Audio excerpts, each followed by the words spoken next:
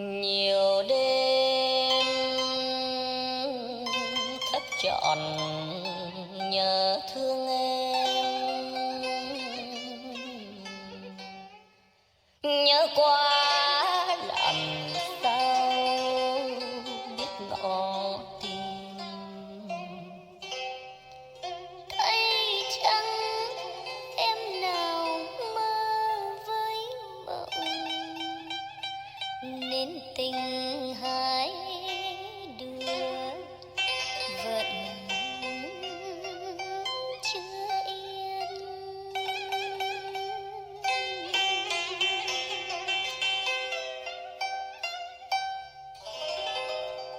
Thức trọn đêm nay để nhớ thương em.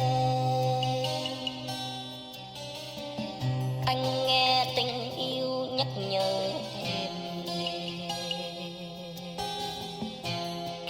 nhớ từng nụ cười ánh mắt, nhớ lời ngọt ngào âu yếm tóc em thơm giấc ngủ dịu.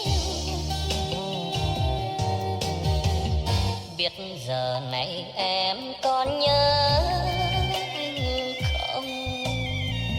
Có nghe tình yêu thức dậy trong lòng, đến từng màu thời gian đến bóng hình người mình yêu mến.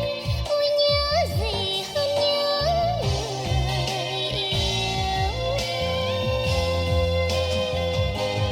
Em ơi, lòng anh thì rất chân thành, ước nguyện trọn đời yêu em, chớ đừng giận hơn anh nhé. Em ơi, đừng bao giờ nói chia lìa, sẽ làm tội nghiệp anh lắm. Đã thương nhau chớ phụ tình nhau. Thức trọn đêm nay để nhớ thương em. Sương rơi lạnh câm cánh vật im, ước gì mình đừng ngăn cách, ước gì nhà mình chung vách, hai đứa mình thức trắng đêm nay.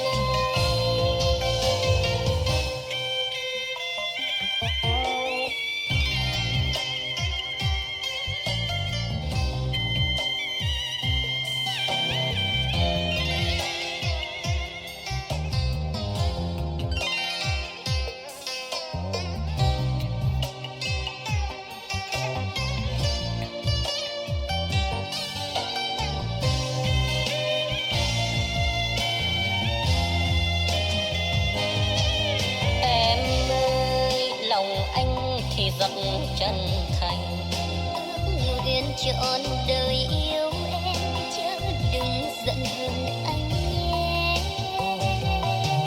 Em ơi, đừng bao giờ nói chia lìa, sẽ làm tội nghiệp anh lắm. Đã thương nhau chớ phụ tình nhau.